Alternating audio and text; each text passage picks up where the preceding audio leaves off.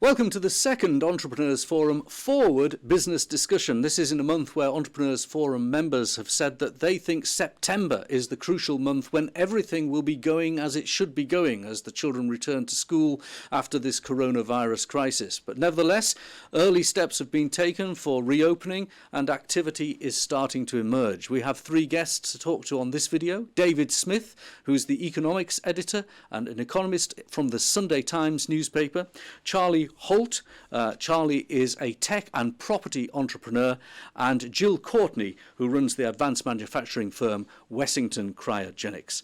Firstly, let's talk to David Smith. David, in his newspaper column a few weeks ago, ran several graphics. Here's the first one. This graphic talked about how the economy is diving into recession. The second graphic came up, it talked about pushing up the budget deficit as a result of things like the job retention scheme and the coronavirus loans and so on. And the third graphic talked about some of the consequences. GDP was down in March. There was a drop in service sector output in March. Industrial production fell in March. David, welcome to our video. Is it being so gloomy that keeps you happy? Thank you, Greg. The sort of things I was describing in that piece, we've still to see some of them. So in a week or so, we'll get the monthly GDP figures for April, and they will be even worse than the ones that you just highlighted. But I think April is going to be the cruelest month in this particular downturn. April was when we had the full lockdown for the entire month, and during May we've seen some easing of lockdown restrictions, and we're seeing more coming through this month in June. So I think April will represent the low point of this very unusual recession, because it's a government-induced recession, it's a health-induced recession, it's not a normal recession. And then gradually we will start to come out of it. There are two things I think I would highlight. One is that it's not going to be difficult to get from 65% of normal, which is where we were in April, to 80% or even 90%. I think the challenge is going to be to get back to 100% and more, and in other words, to get back to a normal kind of economy. That's where the challenge lies. And the second thing, and this came up in a discussion we had in the Sunday Times recently with a number of economic and business experts, which is, how can you prevent the big job fallout from this crisis and from this downturn? So, we know that the government schemes, the job retention scheme and the self-employment scheme, are covering something like 11 million people, huge number of people. And there are two potential cliff edges there. One is at the end of July and the other is at the end of October. So I think that is the key thing, to prevent a big surge in unemployment and to ensure that those schemes do what they were intended to do, which is to retain as many jobs as possible. So I think that's where the challenge lies.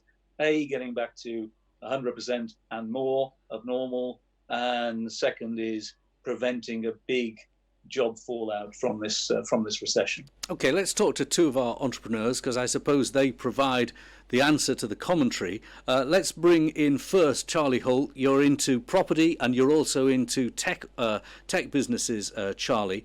Now, your tenants, because you run Hoult's Yard Hubs, High Hubs, are a really good cross-section, aren't they, of the economy? What do they say to you about what's happening in the Northeast economy? Well, I think firstly, the really fascinating thing, the Chancellor's grant system has really worked for us. 100 of our tenants are on small business rates relief, so they've all been able to get the grant. The salary levels in the Northeast are kind to the amounts that have been allowed for the furlough scheme. So yes, a lot of our businesses have been put into that sort of economics-induced coma, but I'm confident that they're well catered for and they'll come out strongly. We do have some that worried at the start: gyms, food outlets, some leisure things, and it's been great to see the inventiveness of some of those players, the gym guys going online and keeping their communities together, the food people completely morphing to deliveries, and those people really catching up and doing well in this situation. So it's obviously a game of two halves, but the knowledge businesses, a lot of them have been able to quickly move online. Some of the sort of real place-based businesses have been able to adapt. And I'm confident, having had discussions with David about whether it's a V or a W-shaped recession, I'm more comfortable that it's going to come back strongly. Let's look at Gill Courtney from Wessington Cryogenics. You're in a manufacturing business, not always hit in the same way. What's your view of the future? We're quite optimistic here, Graham, with the way we are seeing a strong order book having bounced back from the oil and gas recession. We are a little concerned about where the threat of the oil price is going once again, but the order book's holding, and we're seeing where people aren't investing in capital expenditure projects, they are still turning to leasing and tank rental at the moment. And there is a view that none of us want to go back where oil and gas was. So there are a lot of projects there, and everybody wants to carry on with a lot of serious plans that are already made. So we're seeing that holding up. We're probably 10% down on monthly target sales, but all the signs are good. And so we're investing and continue with business planning, investing in R&D and some new lines of business to mitigate risk as best we can. But we're reasonably confident. We're not going to turn in the profits we might have had. We're making a good recovery from oil and gas downturn, but we're going to have a bit more challenging year again. But the signs, I think, are positive. You sound like a cautious optimist. David, we were talking about the predictions that you made as a result of the downturn announcements for March, but you heard from Charlie and from Gill that obviously the data only reflects what's happened. People respond to the data. What do you think about what Charlie was saying, what Gill was saying about the potential for the response changing the predicted outcomes? Yeah, well, I think what I've heard is very encouraging. And I think one thing that we've seen during this unusual crisis is that good businesses have adapted very quickly. There are still the animal spirits there. There are still people who are have adapted and adjusted, but are still keen to take things on. And I think that's very encouraging. I think the risks lie in the areas in which we've had a lot of strong growth in jobs in recent years. And I'm thinking there of things like hospitality and so on, which may take some time to come back because of social distancing. But I also think that, we perhaps become a little bit, and I've written a piece for the Times on this, that maybe we've become a little bit hung up on the idea that things can never return to normal, because we've had pandemics before, and essentially they don't last forever. We adjust, we adapt. Sometimes we live with them. Mostly they die out. And I think it's just getting over this. When these schemes are announced from the Treasury and from the Bank of England, they were described as a bridge back to normality. Maybe that bridge has to be a bit longer than we thought, but it's still the way I think we should think of things, that we will go back to normal. We're not going to be living in this situation forever, or indeed for that long. So I think it's right to be optimistic. This week you wrote in detail about inward investment, which is very interesting because inward investment shows the appetite for people with money about the future. And you talked about how France was getting the lion's share of inward investment in Europe, but we were a little bit behind. But you did also talk about the digital economy. 30% of all European investment in digital came to Britain. How do you think that the government and also entrepreneurs like Charlie and so on can make sure that the spread of that is regional, not just to London? We've all learned a lot about having conversations like this one. We've all learned a lot more about working from home. We've all learned that you can do things in different parts of the country, often where there are cheaper locations available. And as we know, the Northeast has a lot of expertise in digital. Charlie is at the forefront of some of that. So I think we should be optimistic about two things. One is that the data suggests that the UK as a whole is developing a comparative advantage in digital.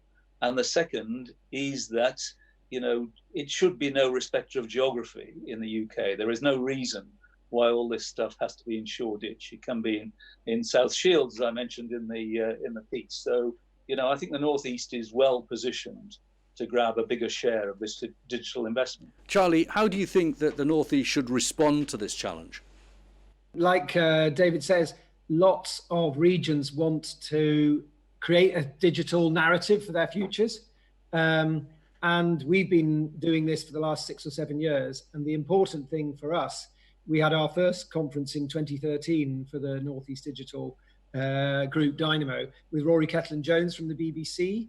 And we said to him, how do you make the Northeast the next Silicon Valley? And his reply was, don't even try, because Silicon Valley has a load of unique characteristics. And what you need to do in the Northeast is work to our strong suits, our unique characteristics. And rather than be a generic digital hub, we have been niching down on certain clusters where there is real strength. We've got a load of government institutions here, the HMRC, Department of Work and Pensions, the NHS. They do a lot of their transaction processing. Next door to them is Sage Software, who have been extremely busy in this crisis with payroll and all the changes to the job retention scheme. So we've got, rather than saying we're just digital, you could say we've got a GovTech, tax and accounting cluster. The National Audit Office is a potential, oft flagged move that could come to the Northeast if they're levelling up and taking things out of Whitehall. So that's just one of the sectors that we focus on. The Northeast is also strong with global advantage on construction and building information modelling software. Those big sheds with software activity have become, rather than call centres and contact centres, service delivery centres. There's probably 40,000 people working in those in the region. We've got 2 very strong universities in Newcastle who are world leaders in cybersecurity. And that's a market that is only going to get bigger. And we're working with the London Cybersecurity Incubator to set up a Northeast cyber centre. Okay, so just a couple of snapshots of where we're niching down to try and get global advantage from going into small areas where there's big opportunity. Let's bring Gill in from Wessington Cryogenics. You're in advanced manufacturing. What are your new markets going to look like? I know there's specifically green energy that you've got your eye on. There are so many opportunities that are exciting us at the moment, and a lot of that is around new green energy. We are, well versed in what we see happening on our doorstep with offshore wind and renewables, and we have that fantastic global reputation now. But there's exciting new product developments around hydrogen for us, which would be a brand new initiative for Wessington. And we have constantly, through this lockdown period, been receiving updates on collaborative projects around hydrogen and all of these green energy opportunities. So exciting times. So David, with Gill talking about hydrogen there, that could be the future. She's producing vessels that will transport hydrogen, and if trains or trucks are powered by hydrogen, that's a great market for her. So looking at the future, you also had a group of sage economists, wise economists, and they had some ideas the Sunday Times published. One was stamp duty cuts, one was to focus on youth unemployment, one was to merge national insurance and tax, one was to take low interest rates and peg it, and then get rid of regulations, in other words, pegs and regs. What's your take on the opportunity to change the way in which things are regulated for these new markets? Yeah, well, there are opportunities, and I think government should be looking at those opportunities. One of the things I would say is that some of the policy measures that were introduced in the global financial crisis just over a decade ago aren't necessarily appropriate now. So I don't favour a VAT cut, which we had then. I don't think a stamp duty cut, which is one of the suggestions, would be money well spent at the moment. But when we're leaving the EU, we don't precisely know when we've left the EU. We don't know precisely when the transition period is going to come to an end. But it was always the case that the the biggest problems in terms of red tape were often domestically generated, the planning system and the tax system. So simplification of tax and merging tax, national insurance, income tax, national insurance is a good idea at any time. It's a particularly good idea now. I think minimizing the regulatory burden on businesses and looking to see just how many of those regulations come from Whitehall rather than from Brussels, I think is a great opportunity to do that and to make the economy work better, more efficiently, a simplified tax system and all those things.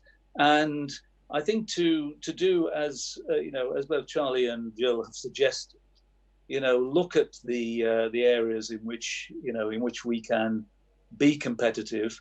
Dominic Cummings has been in the news for other reasons, but one of the things he highlighted a few months ago was a paper by Professor Richard Jones of the University of Sheffield, which talked precisely about the importance for the regions of developing clusters, successful innovation clusters around the universities, and so on. So I definitely think that is a thrust going forward, which we haven't heard enough about so far. So there are exciting opportunities, and I think if we can seize them, we'll have used this crisis well. Well, that's a very good point to end. I think everyone wants to see the levelling up agenda returned. Thank you everyone for joining us on this special Entrepreneurs Forum video.